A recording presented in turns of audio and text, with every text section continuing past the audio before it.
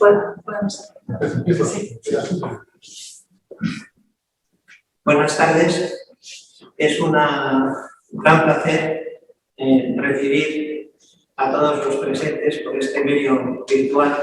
Nos gustaría poderlo hacer en presencia y en un futuro tendremos sin duda la ocasión. Para nosotros, en el Colegio Notarial de Madrid, es, como digo, un honor recibir a los asistentes a este acto sobre un tema tan vital desde el punto de vista jurídico como es el arbitraje. Los notarios siempre nos hemos encontrado en un ámbito que trata de evitar precisamente la contienda judicial. Por eso siempre nos hemos encontrado en nuestros despachos con problemas de conciliación, a veces de mediación, de resolución alternativa de conflictos y, de alguna manera, el siguiente paso es precisamente una solución que depende de la autonomía de la voluntad, como es concretamente el arbitraje. Por eso, hace ya más de 10 años, nos decidimos en este Colegio Notarial de Madrid a constituir una corte de mediación y arbitraje que se llama Fundación Signo. Y esta misma idea fue también en otros colegios notariales, como el de Sevilla, la Fundación Nexus, como en Valencia, Solucionitis, o recientemente en Barcelona, más enfocada en la mediación, una fundación con ese mismo nombre. Creo que la sentencia que motiva esta reunión y el debate de hoy es de una extraordinaria importancia, que todos aquellos que consideramos que el arbitraje merece efectivamente un apoyo, estamos de enhorabuena. Esta sentencia reciente, el 15 de febrero de este año, desde luego constituye un hito porque ha puesto de manifiesto la necesidad de respetar las propias características, la autonomía del arbitraje. Esto es realmente un reconocimiento de su importancia y una forma de evitar que de alguna manera se inicie un arbitraje para que todo acabe siendo objeto de una revisión judicial, que es precisamente lo que se trata de evitar. Y en esta línea, creemos que se ha dado un paso fundamental en la materia. Y esto además es una solución válida para toda la arbitraje, no solamente para el de equidad, sino también para el de derecho. Y también es un apoyo, creo yo, para un arbitraje de equidad, que en definitiva no es algo formulario jurídico, sino que es todo lo contrario, la realización libre del sentimiento jurídico. Y por tanto, en este punto concreto, creo que también es un respaldo que conviene poner de manifiesto. Hay que aplaudir, por tanto, en mi opinión, esta sentencia y esperar que en un futuro la solución alternativa de conflictos y también, sobre todo, el arbitraje vaya calando en la cultura jurídica y social españoles. Y sin más preámbulo, cedo la palabra a mi compañero Manuel Tarrio como moderador, que es completamente también mi compañero en el Consejo Federal de Notariado como secretario del propio Consejo. Levantará, por tanto, estupendamente de todas las vicisitudes de esta reunión. Muchísimas gracias a todos. Buenas tardes a todos.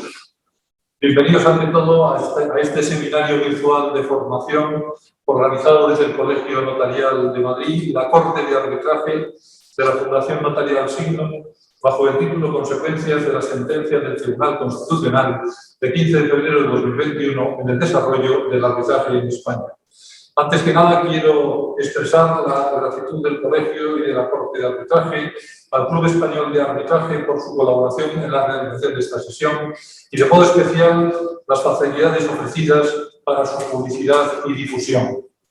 El motivo que hoy nos convoca aquí es una luminosa sentencia del Tribunal Constitucional que, en consonancia con su asentada doctrina en materia arbitral y muy próxima en el tiempo a otra anterior de igual trascendencia por su oportunidad, la número 46/2020 de 15 de junio, vuelve a acotar los límites de la acción de anulación del laudo, corrige de nuevo la interpretación expansiva del concepto de orden público a los efectos del fin anulatorio y delimita en su ámbito respectivo el deber de motivación de los laudos y de las sentencias de anulación. Es un pronunciamiento con el que se respalda decididamente el arbitraje y se restablece la confianza de los operadores jurídicos en el sistema arbitral, en especial los de los que operan aquí en Madrid. La sentencia estima un recurso de amparo y anula una sentencia de 8 de enero del 18 y un auto de 22 de mayo del año 18 también, resolutorio de un incidente excepcional de nulidad, ambos del Tribunal Superior de Justicia de Madrid, que habían anulado un laudo del año 2017. El laudo que motivó este amparo y su aclaración pues fueron dos. Fueron dictados en un arbitraje de equidad societaria y más concretamente estatutario, en el que, entre otras medidas, se declaraba la disolución de una sociedad de responsabilidad limitada por abuso de derecho de un socio titular de votos múltiples y por la pérdida de la afectio societatis, conllevando también con ello la sección de liquidación, la apertura de la liquidación de la sociedad y el cese de los administradores. La sentencia del Tribunal Superior de Justicia de Madrid, merecedora del amparo, fue, en definitiva, proclamadora de que entendía la motivación del laudo debe ser considerada arbitraria por falta de motivación suficiente. En el auto desestimatorio del incidente de nulidad añadía, además, que el control de motivación es cuestión de orden público, que también jurisprudencialmente se admite como tal infracción la falta de motivación, y subraya a modo de colofón recogido expresamente por los antecedentes, por la relación de antecedentes de la sentencia del Tribunal Constitucional, que además es el criterio, y leo textualmente, que tiene este tribunal sin que ello suponga vulneración del artículo 24 de la Constitución española, sino una mera discrepancia con el mismo de la parte, por razones que podríamos llamar de política o conveniencia arbitral, para fomentar el arbitraje en España como fórmula de resolución de conflictos. Sin verba alguna del muy necesario pero también limitado control judicial de la función arbitral, quizá pudiera recordarse aquí el tenor literal del artículo 7 de la ley de arbitraje, conforme al cual en los asuntos que se rijan por esta ley no intervendrá ningún tribunal, salvo en los casos en que ésta así lo disponga. Para hablar de estas y otras cuestiones que suscita la sentencia y de cualesquiera otras que ellos quieran traer a colación, tenemos hoy la suerte de poder contar con un cartel de figuras excepcionales. 4 especialistas de primera fila nacional e internacional que a buen seguro nos deleitarán, ilustrarán y ayudarán a explorar con gran interés los múltiples recovecos que ofrece en nuestros días la lucha por el derecho al arbitraje. Sus méritos son extensísimos y de todos sobradamente conocidos. Me limitaré a mencionar solo algunos pocos y de forma muy breve. Don Bernardo Cremades Sanz Pastor es abogado fundador del despacho Bernardo Cremades y Asociados, árbitro, profesor universitario y académico de número de la Real Academia de Jurisprudencia y Legislación. Ha dedicado una parte muy importante de su amplio quehacer profesional al arbitraje, en especial al arbitraje comercial internacional y de protección de inversiones. En él, además, se concita la circunstancia de ser la persona que, junto con otros dos compañeros, han desarrollado el asesoramiento y defensa de la parte recurrente en el recurso de amparo que resuelve la sentencia y, por tanto, una causa eficiente de la misma. Don José Carlos Fernández Rozas es catedrático de Derecho Internacional Privado, miembro del Institut de Droit International, árbitro internacional y autor de numerosos artículos y monografías especializadas en la materia. Don Rafael Hinojosa Segovia es profesor titular de Derecho Procesal en la Universidad Complutense de Madrid, socio del Club Español del Arbitraje, árbitro de la Corte de Arbitraje de la Fundación Notarial Signum y autor de multitud de libros, capítulos, artículos y colaborador habitual en revistas especializadas. Don Jesús Ramón Peñalver es abogado del Estado, número 1 de su promoción, socio director del área de Derecho Público, Procesal y Arbitraje del despacho Guillén Menéndez, vocal permanente de la Comisión General de Codificación, presidente de honor del Club Español del Arbitraje, árbitro internacional y autor también de numerosa bibliografía especializada. Para el desarrollo de la sesión dispondremos de una primera ronda de exposiciones por parte de cada uno de los ponentes, de quienes solicitaré su respectiva intervención mediante la formulación de una pregunta, sin perjuicio, por supuesto, de la plena libertad que tienen todos para dirigir su disertación sobre los aspectos, materias o cuestiones que consideren más oportunos. Para este primer turno dispondremos para cada uno de los oradores de un tiempo de unos 15 minutos. A continuación abriremos un coloquio o debate posterior por espacio de otros 10-15 minutos de duración en el que los conferenciantes podrán contestar las preguntas que deseen formularles los asistentes del tribunal. Agradezco a los oyentes su asistencia al seminario, así como su presencia en el debate y con las preguntas que deseen realizar a través del chat que queda abierto desde ahora y a su disposición para ello. Sin más dilación, damos paso al turno de intervenciones. Don Bernardo Cremades Sanz Pastor, si a usted le parece bien, sería estupendo que nos pusiera usted en situación con un planteamiento general del caso, explicando cuál ha sido el devenir de acontecimientos que han llevado al pronunciamiento del Tribunal Constitucional contenido en esta sentencia. Cuando usted quiera. Muchas gracias. En primer lugar, quisiera agradecer muy sinceramente al Ilustre Colegio Notarial de Madrid y a la Corte de Arbitraje de la Fundación Notarial Signum por haber organizado esta reunión y por haberme invitado a participar en la misma. Efectivamente, la sentencia del Tribunal Constitucional de 15 de febrero del presente año marca un hito muy importante en el devenir del arbitraje en España y, por lo tanto, creo muy interesante que hoy podamos discutir las grandes líneas y las consecuencias de esta sentencia arbitral, de esta sentencia del Tribunal Constitucional. Quiero decir que desde entonces, es decir, desde el 15 de febrero, se han producido dos sentencias del mismo Tribunal Constitucional en materia de arbitraje de enorme interés también, en cuanto que anula dos sentencias del propio Tribunal Superior de Justicia de Madrid. Son sentencias del Tribunal Constitucional del 15 de marzo, es decir, de hace una semana, del presente año. Creo que la sentencia del 15 de febrero, de la cual nos vamos a ocupar hoy, es una sentencia que incardina el arbitraje en nuestro texto constitucional.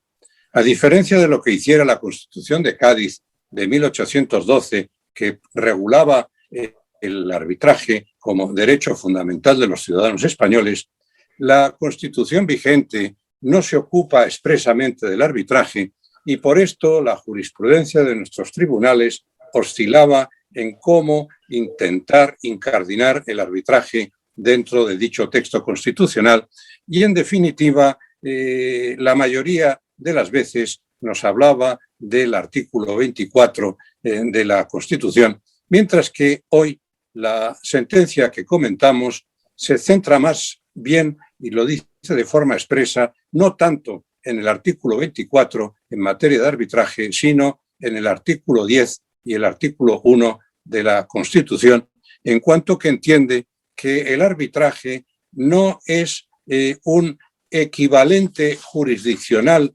como se entendía desde el principio de la jurisprudencia constitucional y ha sido deformado posteriormente, en cuanto que indica de forma tajante esta sentencia que equivalencia no es identidad, que la diferencia entre el proceso judicial y el proceso arbitral es evidente. El proceso arbitral se basa fundamentalmente en la libertad de las partes, en la autonomía de la voluntad y, por lo tanto, no hay que ir al artículo 24, sino al artículo 10 y al artículo 1 de la Constitución. El arbitraje es el producto de la autonomía de la voluntad. Como muy bien se nos ha dicho al principio de esta introducción, el arbitraje que sirve de base a todo este entramado jurisdiccional que culmina con la decisión del Tribunal Constitucional es un arbitraje basado en la cláusula estatutaria de una sociedad de responsabilidad limitada que somete a un arbitraje de equidad los problemas que pudieran surgir en el desarrollo de esa vida societaria. Un padre de familia, muy adinerada, por cierto, constituye e integra todo el patrimonio familiar en una sociedad limitada y, en consecuencia, esta sociedad constituye la totalidad del patrimonio de la familia. El padre, previendo muy inteligentemente el futuro de lo que pudiera suceder, introduce un arbitraje de equidad para solucionar los problemas. Y con el tiempo sucede que ese padre da una donación a uno de los hijos, de forma que además de una donación de un porcentaje de alrededor de un 27%, de un 27,46% de las participaciones sociales a uno de los hijos. Esta donación tiene unas incidencias procesales muy fuertes. En esta materia ha habido más de 40 pleitos judiciales que han culminado en el Tribunal Supremo y, por lo tanto, la donación a este hijo mayor es cosa juzgada y no puede discutirse. Además, es también cosa juzgada que esta parte de estas participaciones del hermano mayor tienen 5 votos por cada una de las participaciones, de forma que se da la circunstancia de que este hermano mayor, que es el administrador de la sociedad, tiene una minoría del 27% de las participaciones sociales y, sin embargo, por el número de votos que tiene, puede controlar la mayoría de las decisiones judiciales, de las decisiones en la sociedad, por tener, como digo, 5 votos por cada una de las participaciones sociales. La viuda y las hermanas de este socio minoritario en participaciones, pero mayoritario en el número de votos, entiende que ha habido a lo largo de los años un abuso de esas decisiones sociales y, por lo tanto, se decide a iniciar el procedimiento de arbitraje de equidad, para el cual el Tribunal Superior de Justicia de Madrid nombra como árbitro de equidad al profesor Jiménez de Parga, y el profesor Jiménez de Parga entiende que efectivamente se ha producido un abuso por parte del administrador de la sociedad. El Tribunal Constitucional califica la situación de uso perverso del voto múltiple y, en consecuencia, el árbitro de equidad decide disolver y nombrar un liquidador de la sociedad. El hermano mayor, disconforme, y la sociedad en cuestión, disconforme con la disolución y liquidación, acuden en acción de nulidad al Tribunal Superior de Justicia de Madrid, y el Tribunal de Justicia de Madrid entiende que debe anular el laudo arbitral por ser contrario al orden público. Ser contrario al orden público entiende porque no se ha fundamentado suficientemente una decisión tan importante como es la disolución y liquidación de la sociedad, y que, por lo tanto, eso atenta al orden público. El Tribunal Constitucional le dice de forma clara y tajante que si la resolución arbitral no puede tacharse de arbitraria, ilógica, absurda o irracional, no cabe declarar su nulidad amparándose en la noción de orden público. Además, el Tribunal de Justicia de Madrid entiende contrario al orden público la valoración de la prueba que ha hecho el árbitro, porque entiende que una cosa es la valoración personal de ese árbitro y otra cosa es las decisiones judiciales, incluso del Tribunal Supremo, otorgando validez a la donación y otorgando validez a la situación de 5 votos por cada una de la participación social. Y, en consecuencia, por valorar la prueba de forma contraria a lo que entiende el Tribunal Superior de Justicia de Madrid, entiende que eso es un arbitraje que debe ser anulado por violar el orden público. El Tribunal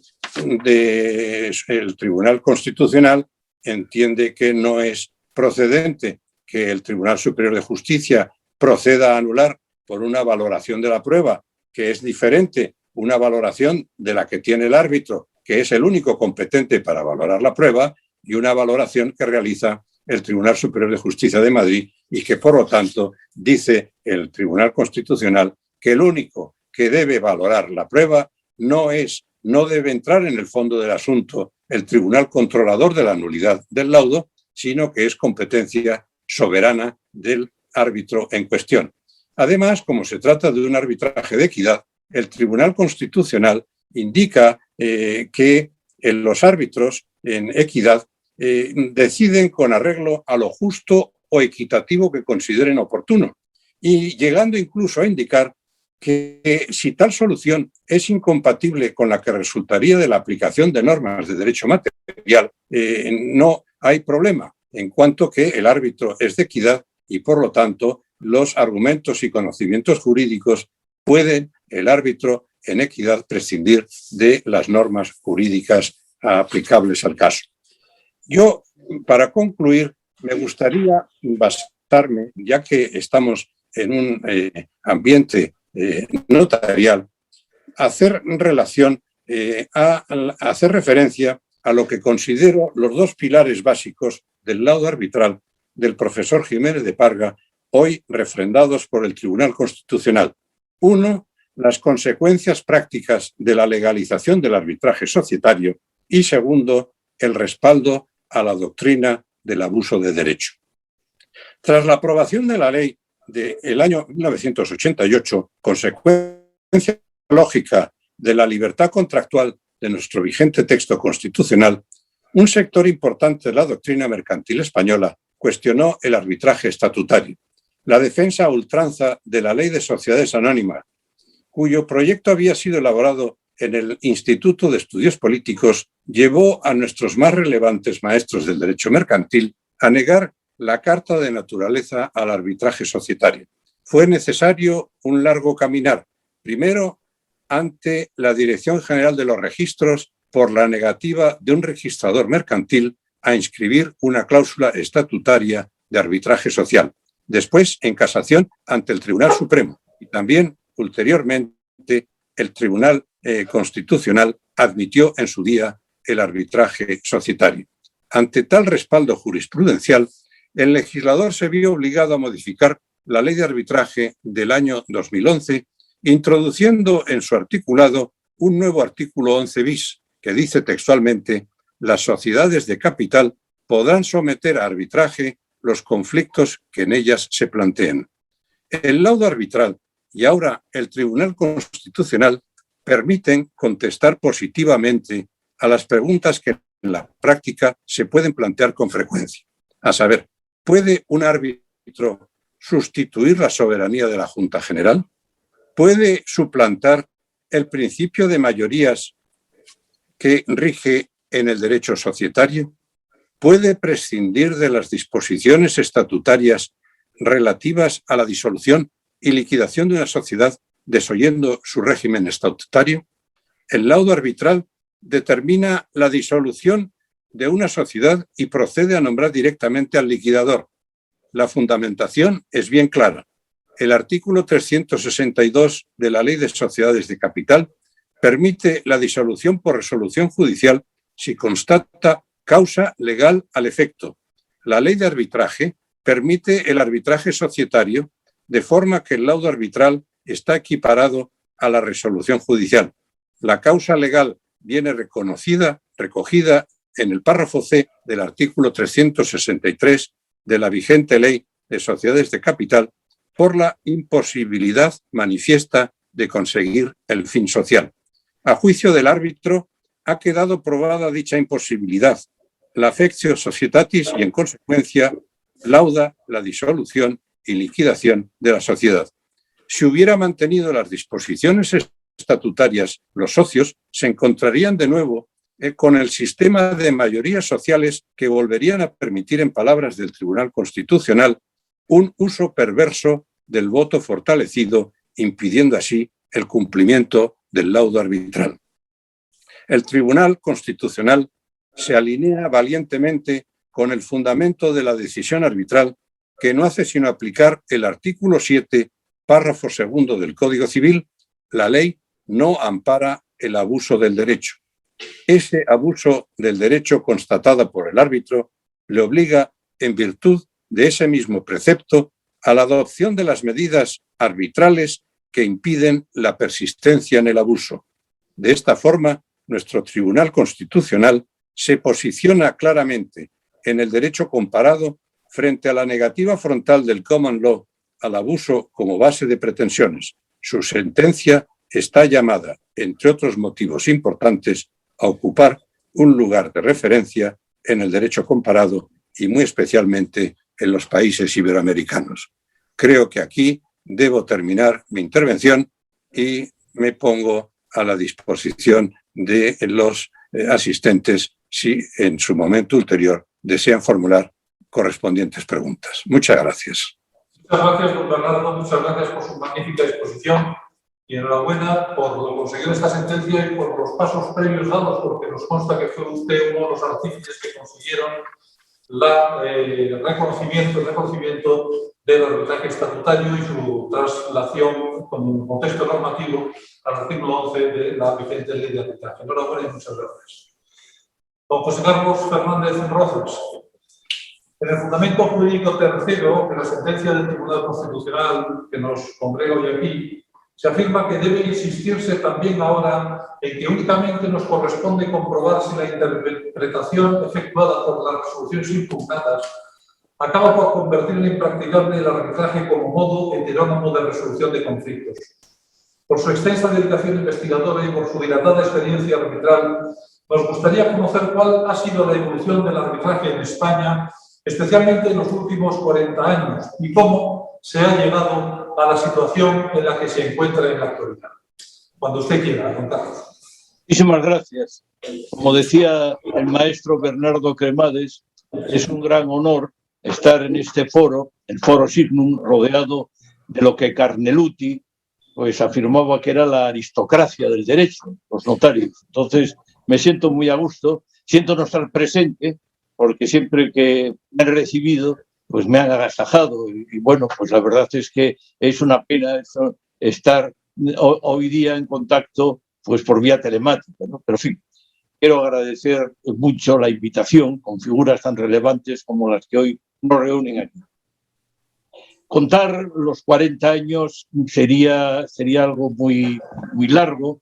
Decir simplemente que a los efectos de lo que estamos ahora nosotros discutiendo, pues la ley del año 1953 fue modificada en el año 1988 y aquí hay un dato importante a retener desde el punto de vista constitucional, es que la entrada en vigor de la Constitución del 78 produjo un movimiento en torno a la incompatibilidad de la ley de arbitraje de 1953.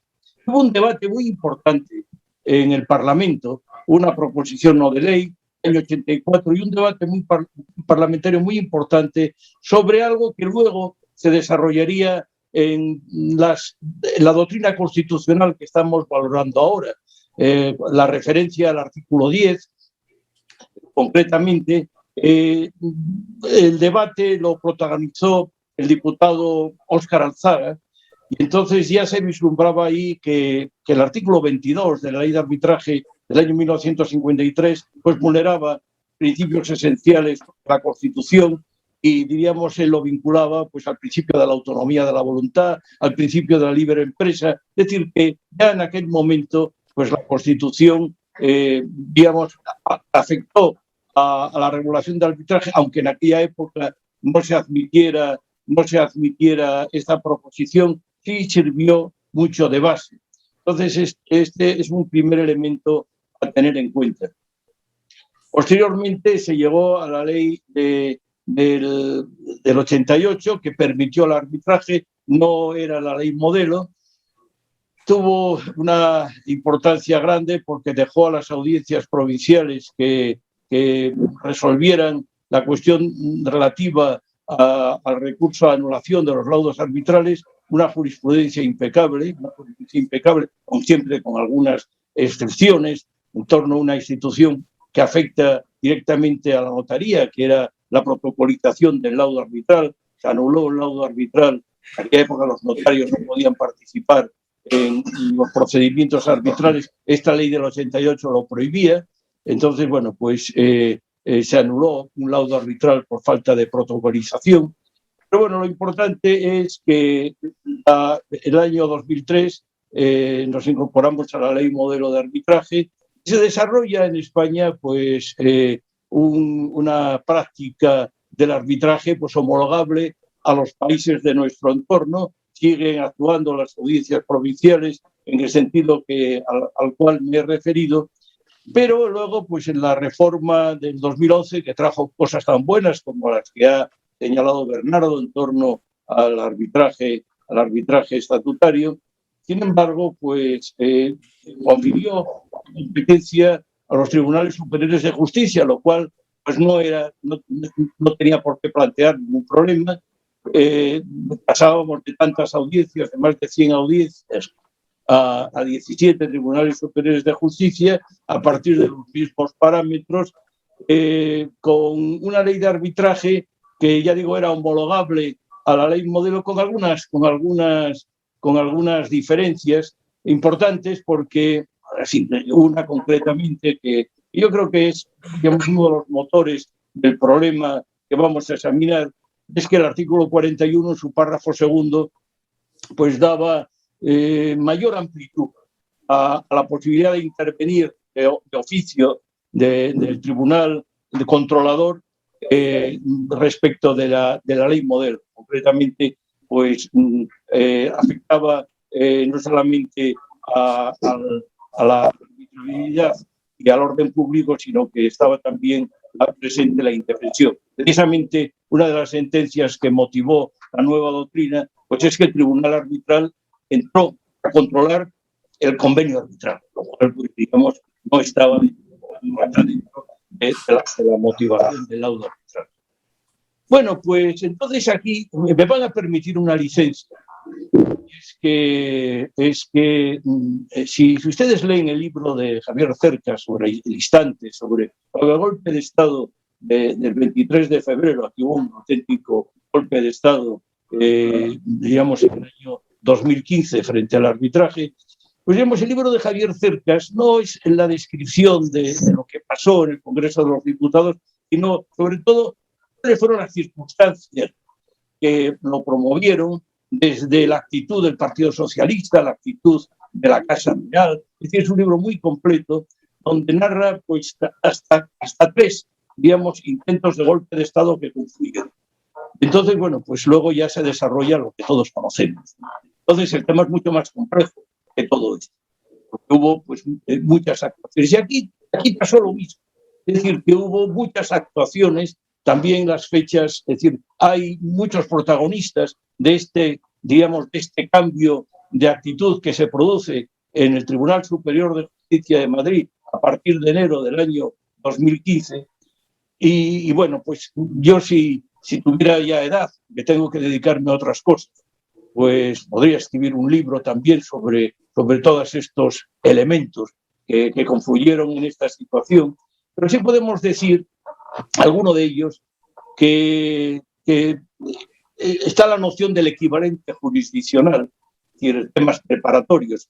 Se habla mucho del equivalente jurisdiccional como una de las, digamos, de las aportaciones de la doctrina del Tribunal Constitucional. Ya señalaba Bernardo, nosotros en España no constitucionalizamos la arbitraje, lo cual pues en otros países es algo habitual, sobre todo en América Latina. No lo constitucionalizamos, nosotros nos dejamos llevar por la jurisprudencia del Tribunal Constitucional, al principio no en recursos de amparo, sino en recursos de inconstitucionalidad. Es decir, que esto es muy importante señalarlo. Y en el año 1991, pues en el recurso de inconstitucionalidad del Estatuto del Consumidor de Galicia, pues el magistrado, un procesalista ilustre, además amigo mío, Vicente Jimeno Sendra, desgraciadamente fallecido recientemente. Jimeno Sendra pues establece esta noción, 1991, es decir, que no antes, aunque es muy frecuente en la doctrina encontrar referencias a que es anterior la noción del equivalente jurisdiccional, y lo que viene a decir, bueno, pues que el equivalente jurisdiccional hace referencia a vinculación de las sentencias y de los laudos respecto de la cosa juzgada.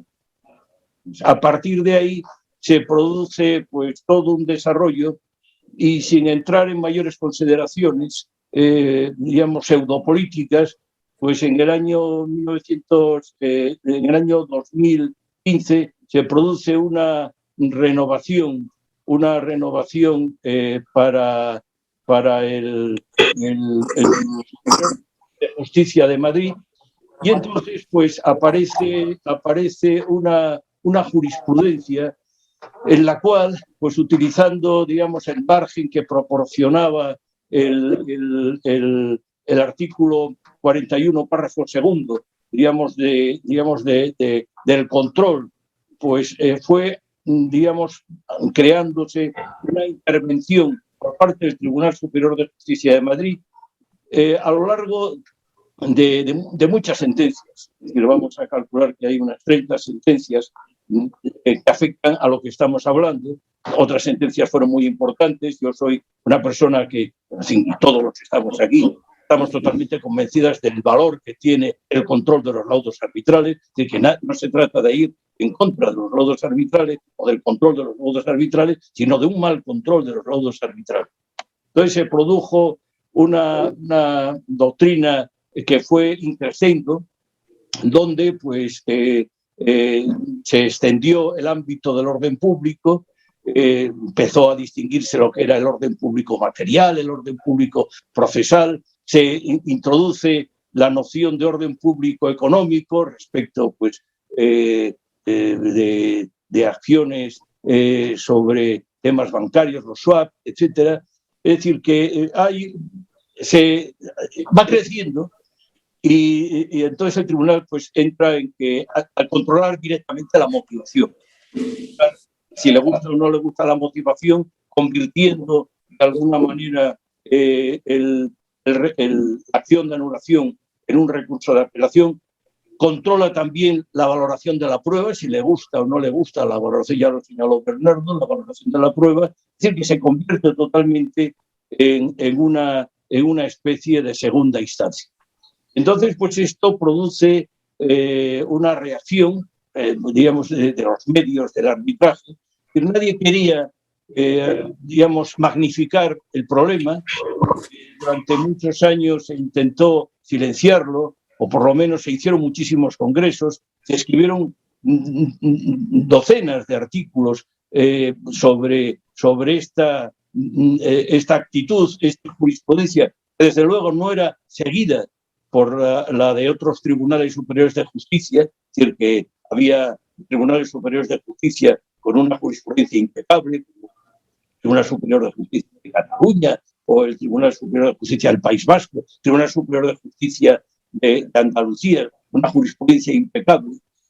Y otra cuestión que llamó mucho la atención, porque dentro ya entramos en el trasfondo político de todo esto, es la cantidad de votos particulares, que se iba aumentando el control, iba aumentando las competencias de apelación, entre comillas, del Tribunal Superior de Justicia, y se iban haciendo votos particulares. Pero es muy curioso que muchas de las sentencias que se han impugnado y que el Tribunal Constitucional ha considerado que vulneraban la tutela judicial efectiva, se aprobaron por unanimidad. Concretamente, la sentencia a la que se refirió Bernardo se aprobó por unanimidad del Tribunal Superior de Justicia. Bueno, entonces, pues, esto fue una actitud problemática.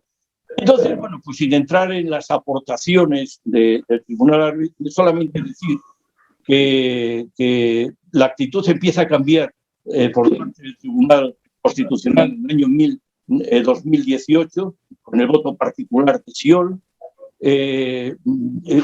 Pasamos 2 años con gran perturbación, porque ¿qué iba a pasar con estas decisiones a las que se ha hecho referencia? La de 15 de junio del año 2020 sobre el allanamiento, claro, era rizar el rizo, como dice alguno, dicen, me niego a enterrar al muerto si no me presentan el certificado de función, ¿no? Claro, es decir, que era, digamos, un símil que la verdad es que es bastante válido para esta situación, que no presentamos, no nos queremos allanar. No, una vez que usted ha presentado la anulación, tiene que seguir hasta el final.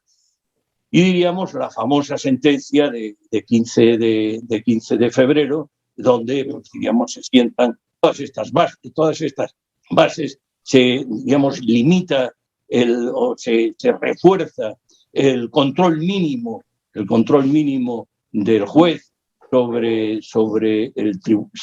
el arbitraje, se delimita cuál es el ámbito del orden público, se establece cuál es, digamos, el ámbito de la motivación. No quiero extenderme sobre esto porque otros colegas hablarán sobre esto de una manera mucho más matizada y certera que yo. Pero sí quiero señalar un dato.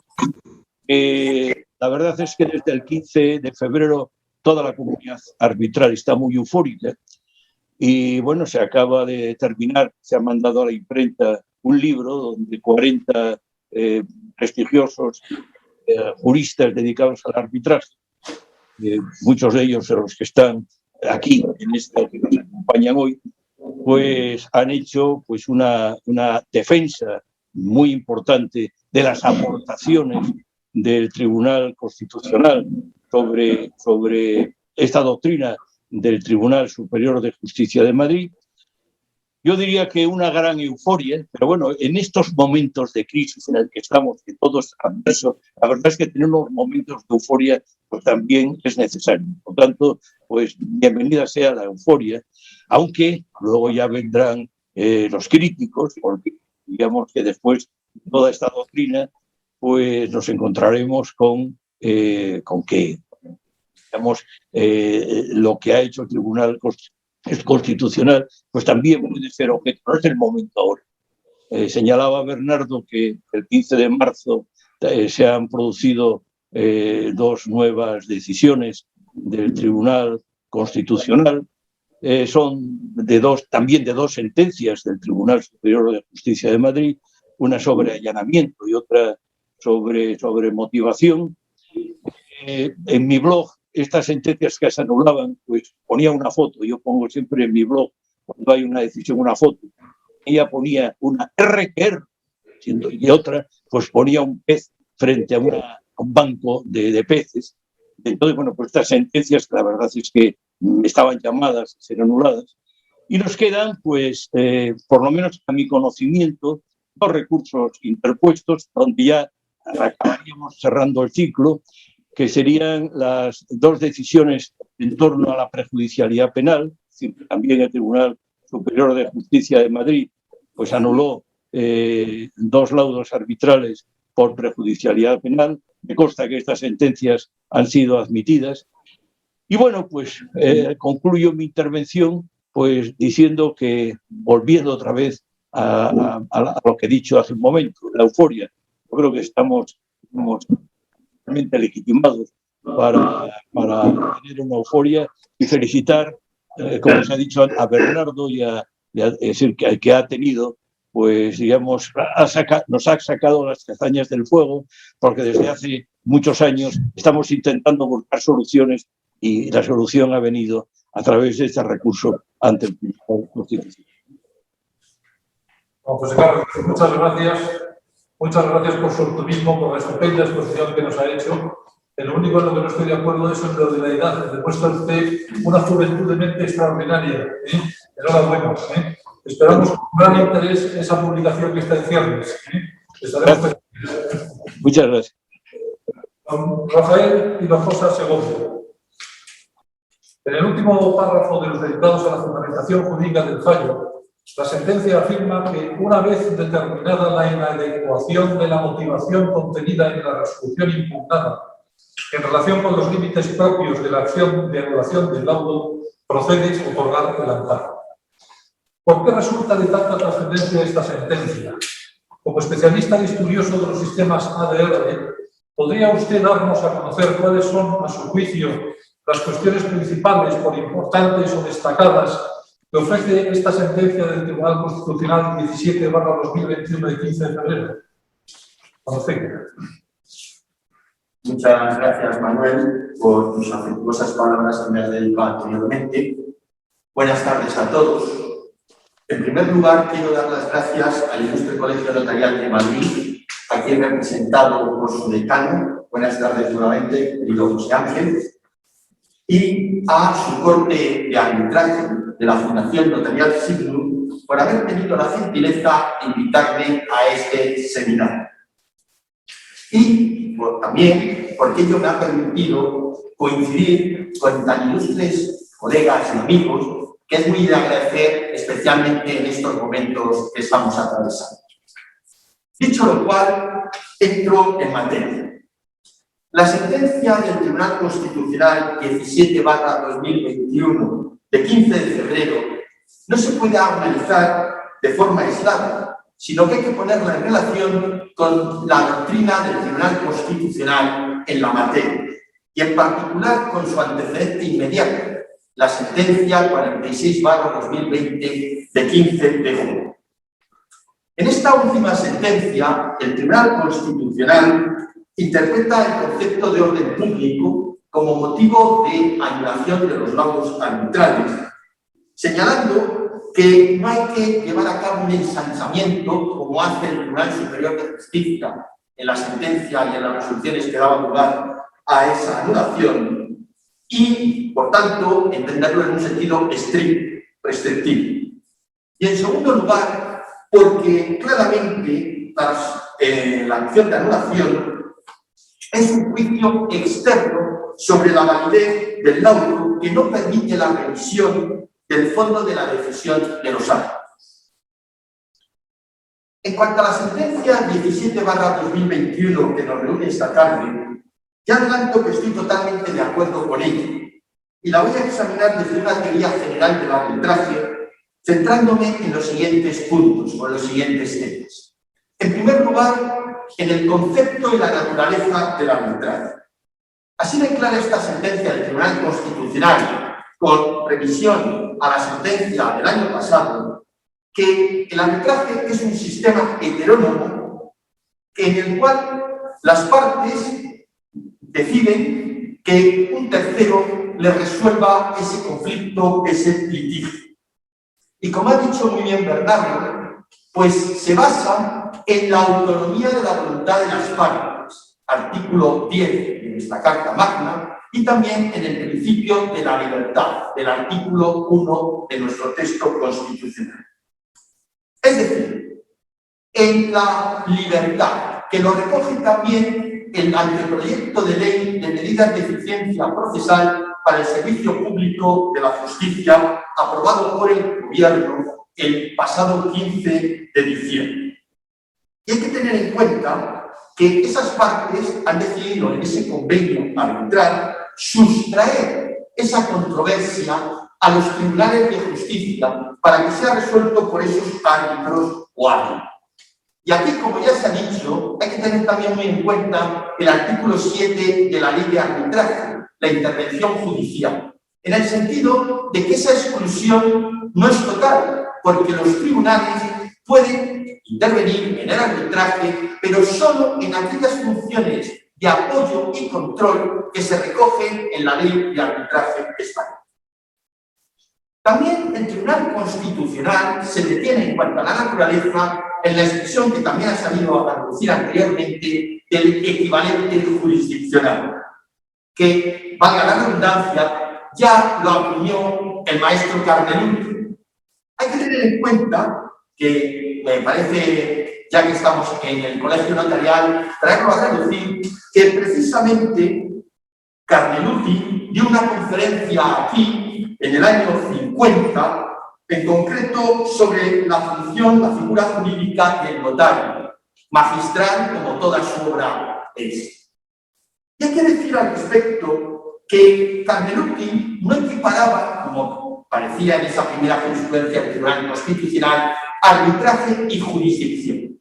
Lo que él equiparaba era compromiso, actualmente convenio arbitral, y jurisdicción, porque para él ya el arbitraje era procesal, por tanto, un defensor de la teoría jurisdiccionalista, y no, como algunos autores, por una mala interpretación, dieron lugar al malentendido de que era una teoría mixta o ecléctica. Hay que tener tener en cuenta que el Tribunal Constitucional, en un gesto de autocrítica que le honra, viene a decir que ya en nuestros primeros pronunciamientos y luego reiterada en posteriores, utilizaba esa expresión de equivalente jurisdiccional con el arbitraje que dice en esta sentencia que comentamos que puede inducir a confusión, a error, y por tanto trae a colación de que solamente ese equivalente se lleva a cabo respecto del efecto de la cosa juzgada. Es decir, jurisdicción y arbitraje coinciden en el efecto de cosa juzgada, porque el laudo, conforme al artículo 41 de la ley de arbitraje, produce el efecto de cosa juzgada. Y las sentencias, aquellas que son firmes y gozan de esa eficacia. Cuestión que en la ley del 88 no era igual, porque la ley del 88, en el artículo 37, lo que decía es que el laudo tenía una eficacia idéntica a la cosa juzgada, lo cual nos llevó a algunos a mantener la expresión cosa arbitraria.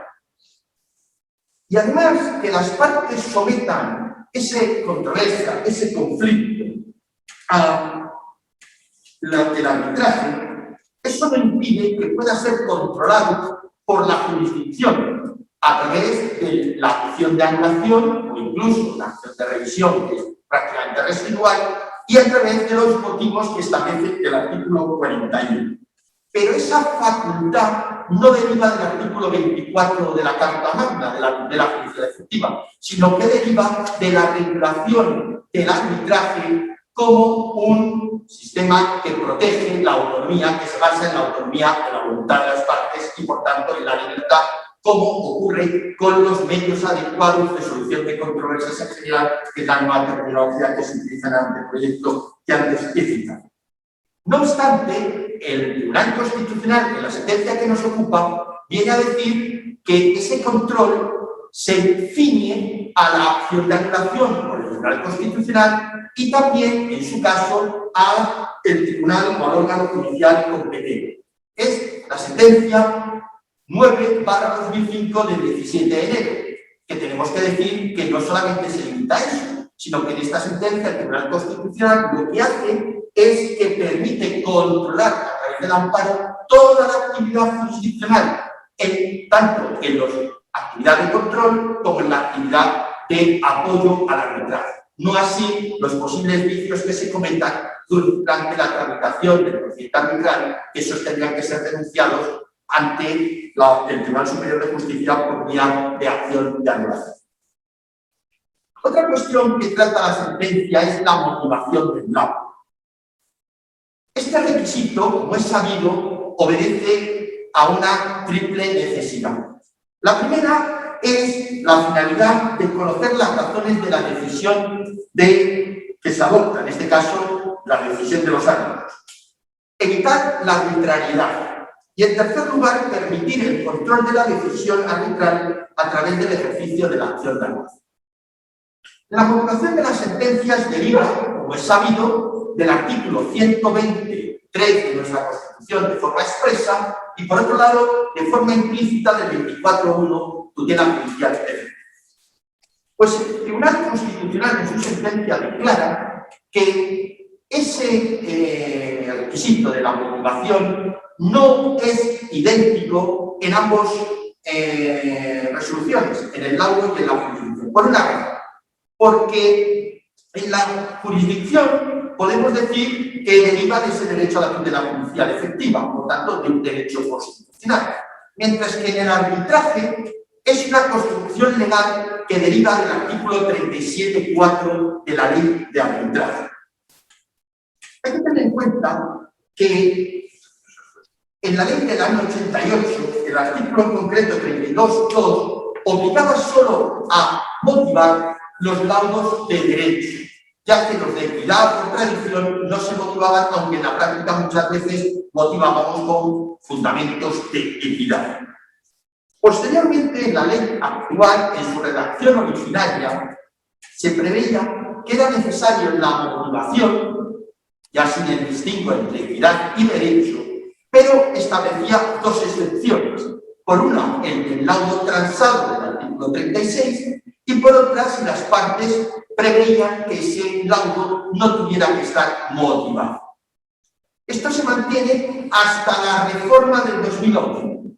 Aquí hay un cambio, en el sentido de que el legislador establece que ya en principio todos los laudos tienen que ser motivados, ya no pueden las partes pactar, como se prevé en la ley modelo incitral, que el laudo no esté motivado, sino solo cuando es transado. Hay que decir que en la reforma del 2011 la exposición de motivos, en mi opinión, incurre en una imprecisión, porque dice que todos los laudos serán motivados, olvidándose de esta excepción que acabo de comentar. Y el Tribunal Constitucional, a los efectos que nos interesa, dice que esa argumentación, que esa fundamentación, no tiene que ser exhaustiva, pormenorizada, sino que lo que se tienen que recoger es las razones de la decisión del árbitro, ya sean argumentos jurídicos o sean motivos de equidad que fundamentan su decisión, que no deben, eso sí, insiste mucho, en resultar arbitrarios.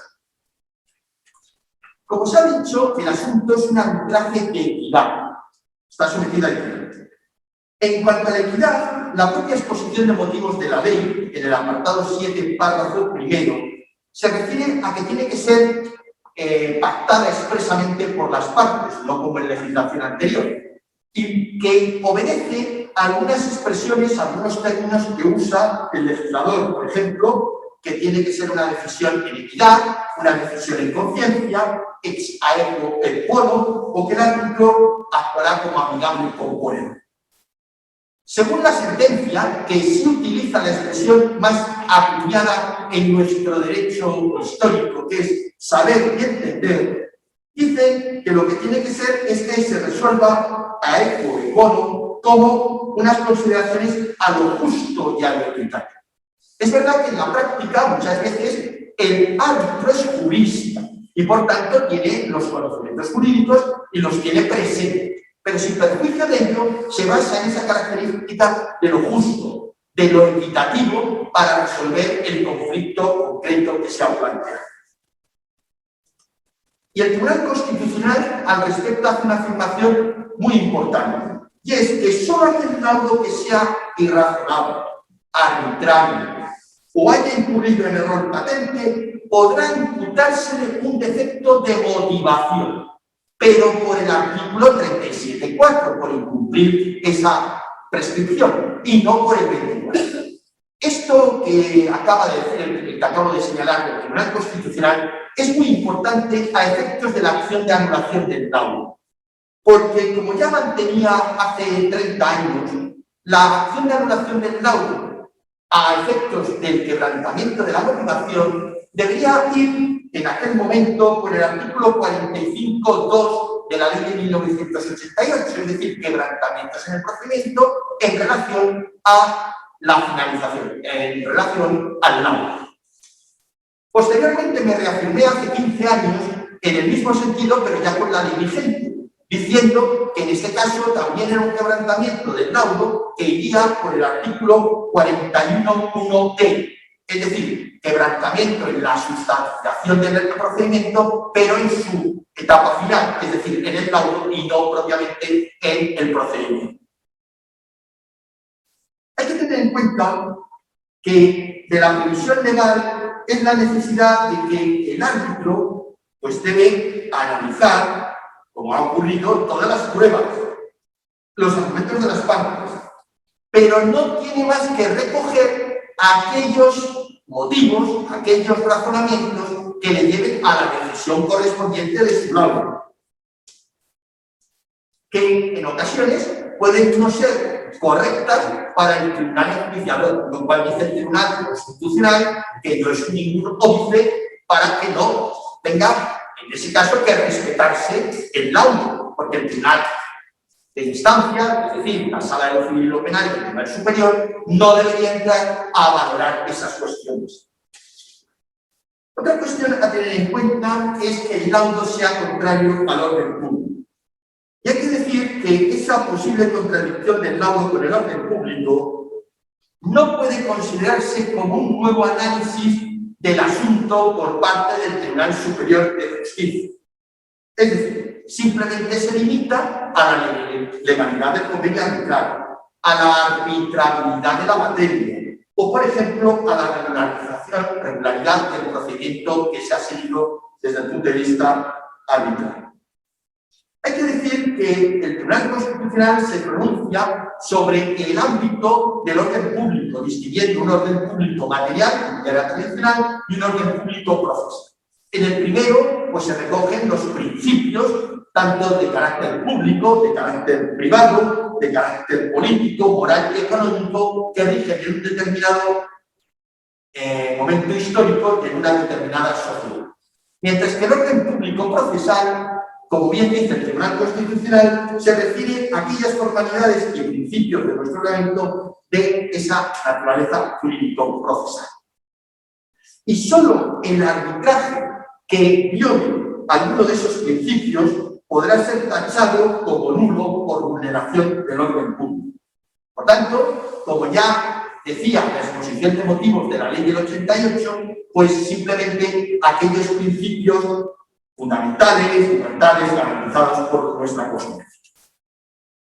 Y recogiendo la sentencia del año pasado, la 46/2020, el Tribunal Constitucional, pues señala la problemática de ese desbordamiento del orden público que, como nos han comentado antes los anteriores ponentes, pues ha llevado a que el Tribunal Superior de Justicia declarara la nulidad en determinados laudos, con esa afán expansivo o extensivo del concepto de orden público.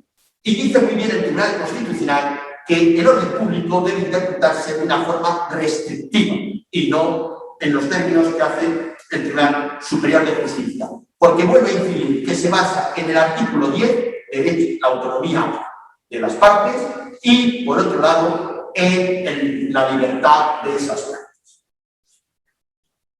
Hay que decir que, en relación al asunto concreto, el Tribunal Constitucional dice que el árbitro practicó toda la prueba que se le propuso, pero que luego él, de acuerdo también a lo que dice el informe del Ministerio Fiscal, que es privativo del árbitro, hace la valoración que entiende oportuna y siempre vuelve a incidir que no sea arbitraria, congruente, etc.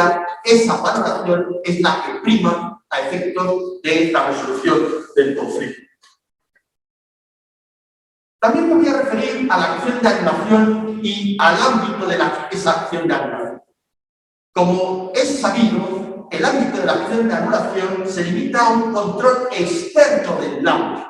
Tampoco es una segunda instancia, lo dice el Tribunal Constitucional. Se limita a valorar si se han infringido esos principios, esos derechos que podemos decir de ese nivel, de ese rango. Y lo que no se puede hacer, como dice muy bien el Tribunal Constitucional, que con una valoración de la prueba, el Tribunal Superior de Justicia entre al fondo del asunto, queriendo modificar la valoración de la prueba que hace el árbitro.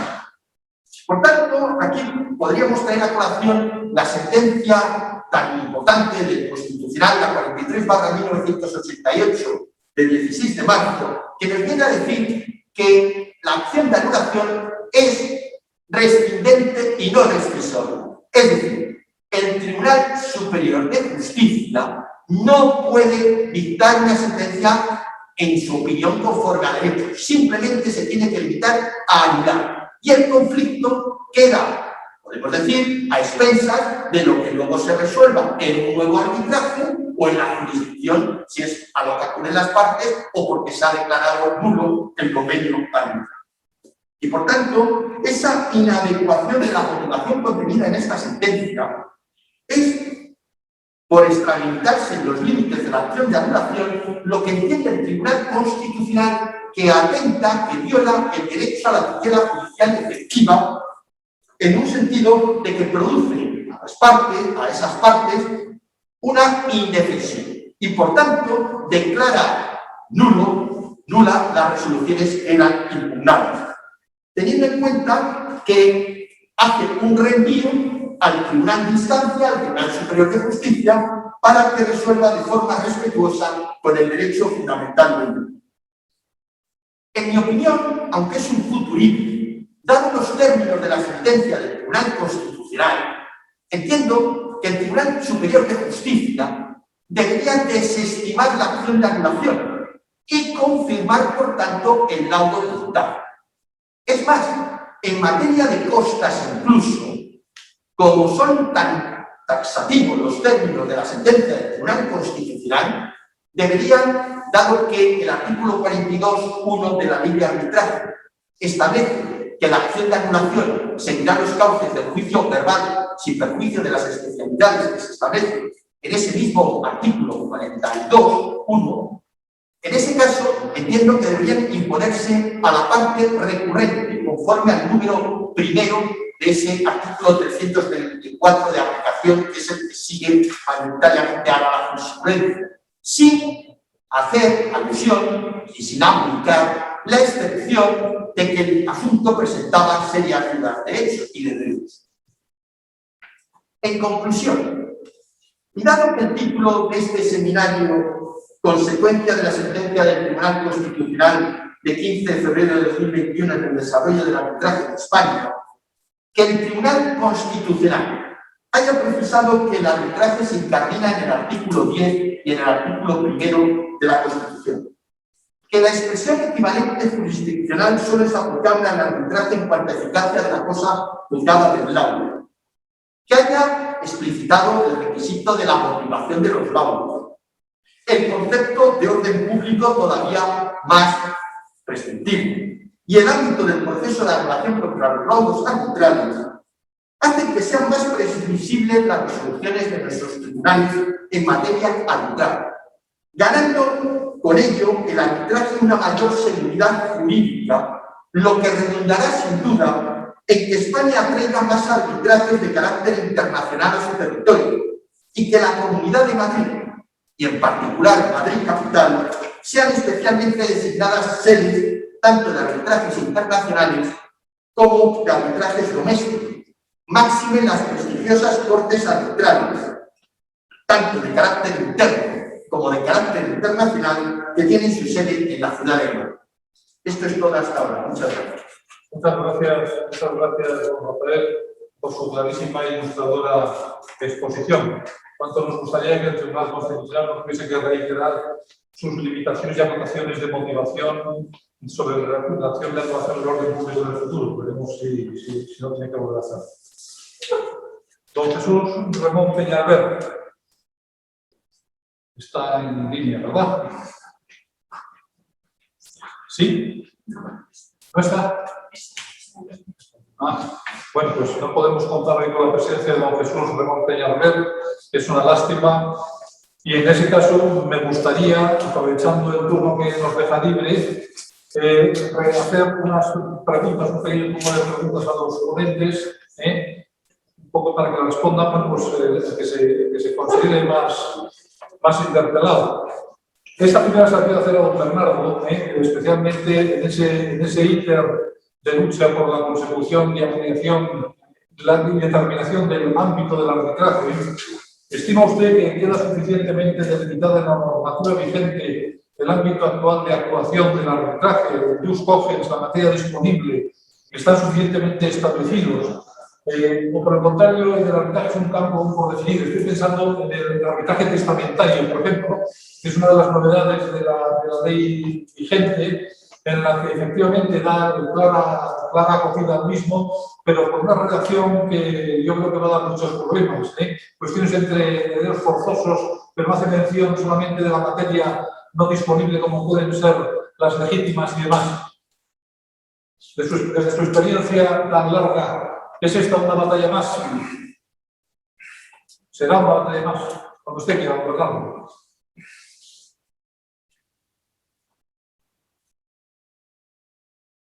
No sé.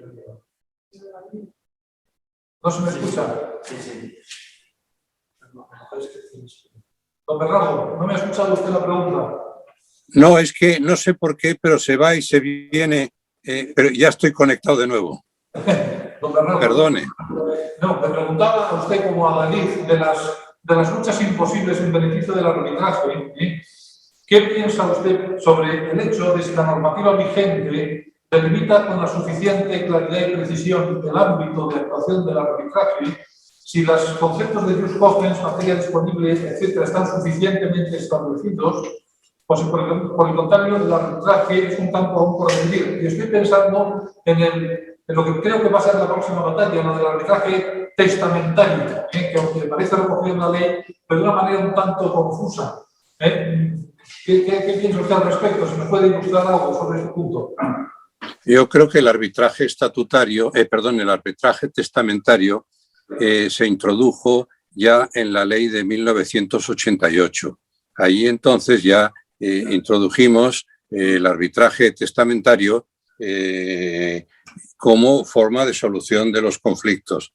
Por supuesto que el arbitraje tiene que tener respeto, el árbitro tiene que respetar, como muy bien dice, el jus cogens, y por lo tanto yo creo que no sería posible que un árbitro se saltara a la torera, por ejemplo, el problema de las legítimas, por ejemplo. Es decir, que yo creo que efectivamente debe mantenerse. Ahora bien, esta sentencia del Tribunal Constitucional es muy importante por lo que hace relación al abuso de derecho. Es decir, que lo que viene a decirnos, y mucho más cuando se trata de un arbitraje de equidad, viene a decirnos, arbitraje de equidad es posible que el árbitro exequo et bono llegue a unas conclusiones que a veces sean distintas de las que establecen las normas legales vigentes. Ahora bien, lo lógico es que ese árbitro de equidad tenga muy en cuenta lo que las normas dicen y, por supuesto, no puede saltarse a la torera limitaciones que establece coactivamente el derecho vigente, pero siempre con esa idea que establece ahora de forma muy clara el Tribunal Constitucional del abuso del derecho. Es decir, que el artículo 7 es muy claro y, por lo tanto, el árbitro tiene que tener muy en cuenta si efectivamente se ha producido o no un abuso del derecho. Es muy difícil realmente la prueba de ese abuso del derecho, pero en ocasiones el abuso del derecho es algo manifiesto. El profesor Jiménez de Parga, cuando analiza los hechos que se le someten a su decisión en un arbitraje equitativo, tiene en cuenta las circunstancias que se le plantean y, por ejemplo, la situación tan grave en que se encontraba una de las hermanas del administrador de la sociedad, que los activos de esa sociedad limitada, según la sentencia, según el arbitraje, según el laudo arbitral, superan los 600 millones de euros. Y, sin embargo, una de las hermanas se encuentra en concurso de acreedores y para, por ejemplo, pagar el recibo del colegio de las niñas, pues tiene que acudir al administrador. Todo esto produce una situación que lleva al árbitro a efectivamente tener por probado que se ha producido un abuso de derecho y llega a la conclusión que llega, en este caso concreto, hasta la disolución, que es lo más grave que se puede hacer en un arbitraje societario. Muchísimas gracias. Don José Carlos, ¿en qué medida cree usted que esta sentencia va a influir en el desarrollo del arbitraje en España? ¿Es España una sede segura y atractiva para el arbitraje? ¿Lo va a ser más o lo va a ser menos con esta sentencia? ¿Qué le parece a usted, por favor? No se oye. Don José Carlos. Perdón. Sí, no, perdón. Sobre el tema de la sede, hay muchos intereses, porque lógicamente, pues detrás del desarrollo del arbitraje internacional están las grandes instituciones administradoras del arbitraje. Entonces, aunque ciertamente la sede del arbitraje pues es una cosa y el lugar donde se desarrollan las actuaciones arbitrales es otra, pues lógicamente hay una tendencia de ciertos despachos, de ciertas instituciones, para barrer para casa y llevarse los arbitrajes. Entonces hay aquí pues unos elementos económicos que se discutieron en España en su momento, desgraciadamente, la época de Ruiz Gallardón, por ejemplo. en el sentido de fomentar digamos, la infraestructura arbitral en España. Piensen ustedes, por ejemplo, en Francia, pues hay unos locales inmensos donde se paga por el módico precio de $10.000 diarios, pues se puede hacer ahí arbitrajes con grandes instalaciones, facilidades, locales adecuados, etcétera, etcétera. Es decir, que hay detrás de esto un negocio. Ciertamente, pues claro, detrás de esto también hay muchos escritos. Los que escriben sobre arbitraje, pues a veces hacen consideraciones profundas como las que ha hecho nuestro colega Hinojosa, es decir, que reflexión, y otras pues es mero marketing arbitral. Y entonces, bueno, pues hay muchos artículos, no voy a citar a ningún nombre en concreto, de que vengan a nosotros, los congresos de arbitraje, vengan a nosotros que nosotros arbitramos más rápido, más barato, más seguro. Es decir, que hay una tendencia de este tipo. Y hay una tendencia también a denigrar los países. Entonces hay, cuando un tribunal en un país pues comete una pifia o una línea jurisprudencial como la nuestra, pues la comunidad arbitral, no solo la interna, sino la internacional, pues dice, veis, aquí no hay seguridad para el arbitraje. Entonces, pues esto se produjo en México con una sentencia muy famosa, la sentencia Radiocentro, 200 millones de dólares, en la cual, pues bueno, se aprovechó para decir México no es seguro, con lo cual, pues la doctrina mexicana, los árbitros mexicanos, encabezados por Cosío, pues decían, no, México sí es seguro. Y tienes que convencer a la comunidad internacional. En Suiza pasó en un caso también, en una sentencia, en un laudo arbitral del año 2000, una sentencia donde el Tribunal Constitucional suizo pues intentó, o por lo menos hizo un amago de reconocer la litispendencia en el arbitraje y que obligó a modificar el artículo 186 de la Ley de Derecho Internacional Privado suizo, pues también pasó lo mismo. Entonces, bueno, pues toda la comunidad internacional, ¿veis? Suiza ya no es seguro para el arbitraje. Los belgas, pues también. Entonces hay artículos, cantidad de artículos. La Belgique, le paradis pour l'arbitrage comercial internacional. Bueno, entonces, pues, entonces hay cantidad. Entonces, se han hecho unos test. Dice test de arbitrabilidad. Entonces, dice test donde se asegura ¿dónde es seguro? Lo primero, tiene que el país tener una ley de arbitraje, España la tiene. Tiene que tener una ley basada en la ley modelo, España la tiene. Tiene que ser parte del Convenio de Nueva York. España es parte de Nueva York. España es parte del Convenio de Ginebra. Es decir, que todos los elementos se dan. Hay un elemento que es, digamos, la actitud que tienen los tribunales respecto al auxilio. Se auxilia bien. Es decir, hay facilidades para que, digamos, en España el juzgado de primera instancia, pues, auxilia al árbitro. Segundo, hay condiciones buenas para el nombramiento judicial de árbitros y, claro, el test fundamental son las acciones de anulación.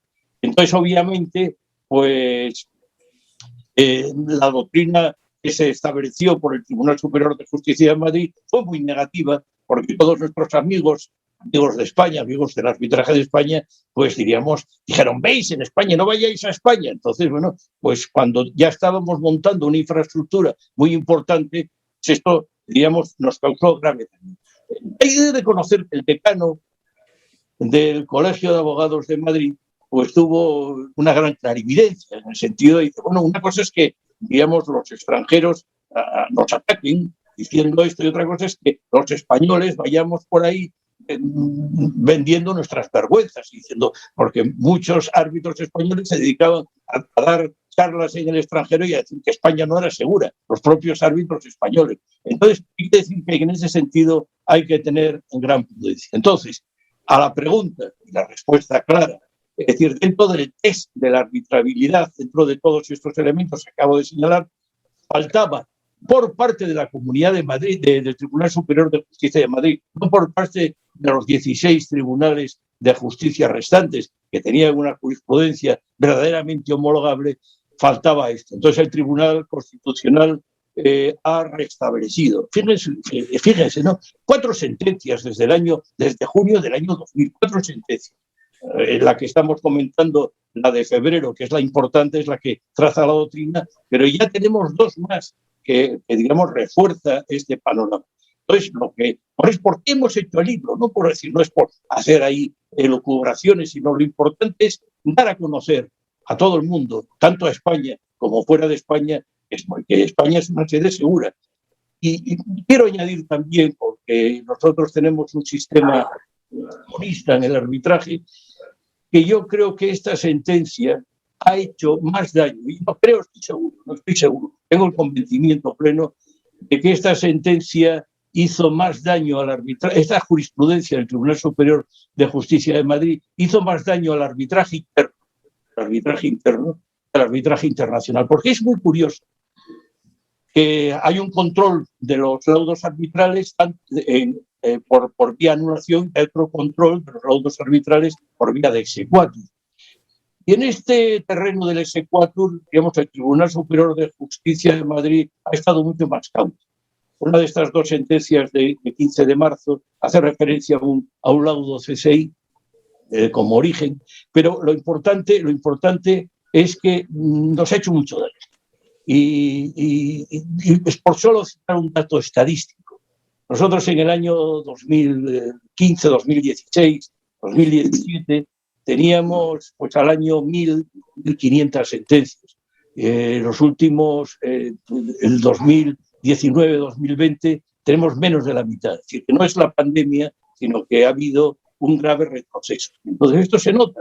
Entonces, esto lo hemos notado todos, se ha notado en todas las instituciones de arbitraje, han bajado sus arbitrajes, pero curiosamente, como le gusta decir a Bernardo, con toda la razón, el arbitraje internacional goza de buena salud.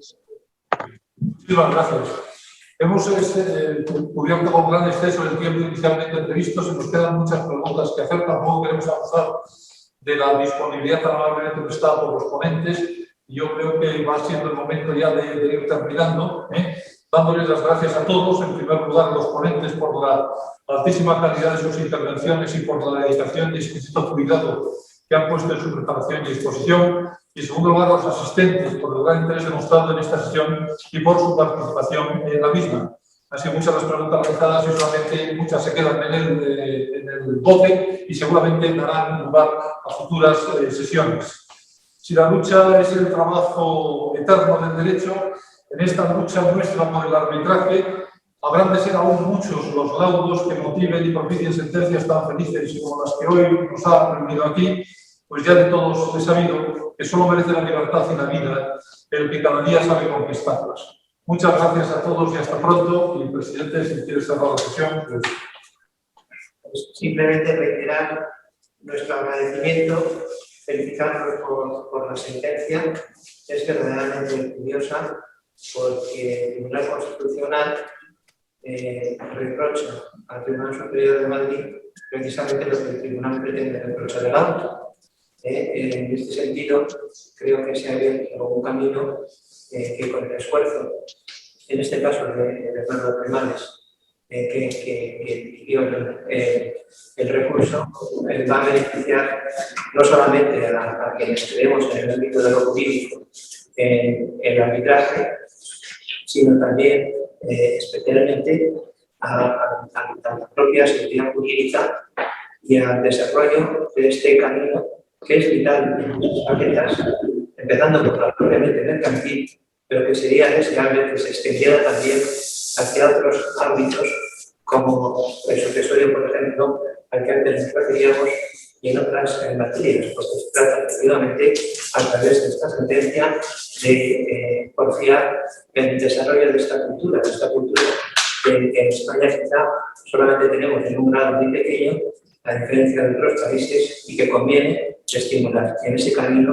siempre estaremos los notarios apoyando esa seguridad jurídica y prestando nuestra confianza a las soluciones arbitrales. Muchísimas gracias, de verdad. Gracias a todos. Muchas gracias. Muchas gracias. Muchas gracias. Muchas gracias.